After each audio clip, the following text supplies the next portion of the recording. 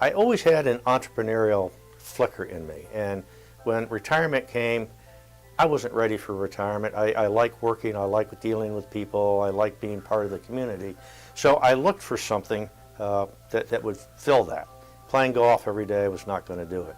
And I got a call one day, out of the blue, no plan, and it said, "We know you, we own an art gallery, we're going to sell the art gallery. You came up as a person of interest." Well, that floored me. And so I thought about it a little bit, and I said, is this what opportunity knocking sounds like? And we played that game through and did our due diligence. And in February of 2008, we bought the Seaside Gallery in Pismo Beach. It was nice because it had been here since 1996. It had an established clientele.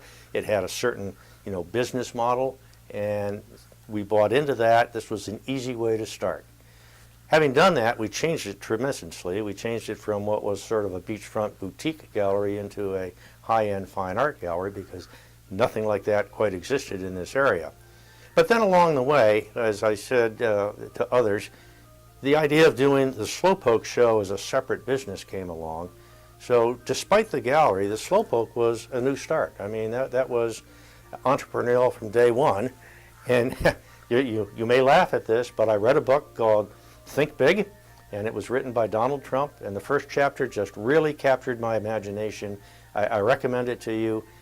The people who become billionaires think big in a way that I had never even imagined, and most people don't.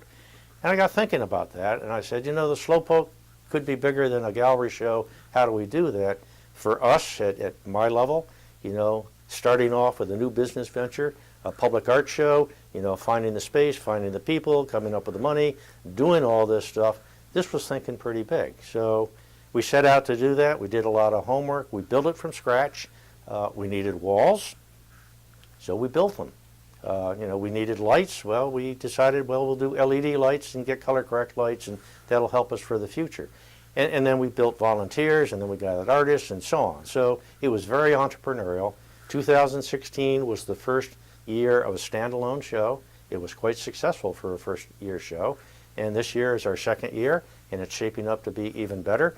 And we will continue this because I think it's valuable to the community. It's certainly valuable to me, and great satisfaction to create something that all you did was dream, and then one day walk through it and say, wow, the last time I saw this, it was a sketch on a piece of paper.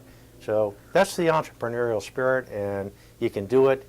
And actually the gallery helped me because it gave me a basis from which to spring. Would I have done that directly from aerospace into an art show? Probably not. So, when you're entrepreneurial, first of all, you've got to have the vision, and that's the think big part. And that vision's got to be way out there. So I wasn't thinking about an art show that was going to be a huge moneymaker in the first year. I thought about an art show, actually, that might become a legacy event in the Central Coast area. So what's that mean? That means successful enough that it outlives my lifetime. What a great thing to do, because when you work for a big company, no matter how good a job you did. I invented the Boeing 747. Great. So Boeing says, what did you do for me today? Because technology moves on, and there's really not too much of a legacy in what you do, as important as it is.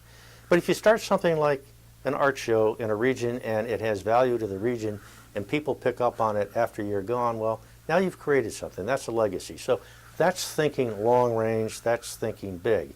Then you've got to be persistent. You've all heard from business people, you got to work hard. That's, perspiration, but you can't ever give up. And that's the real secret to success. That's what I found out in my big company career. That's what I find out now, is you stick with it. You've got your thought. You keep working it. You keep going. You'll stumble. You'll fall. You'll fail. You pick up. You keep going. You persist. And if you persist, you'll be successful. That is probably the key lesson I think any entrepreneurial person learns.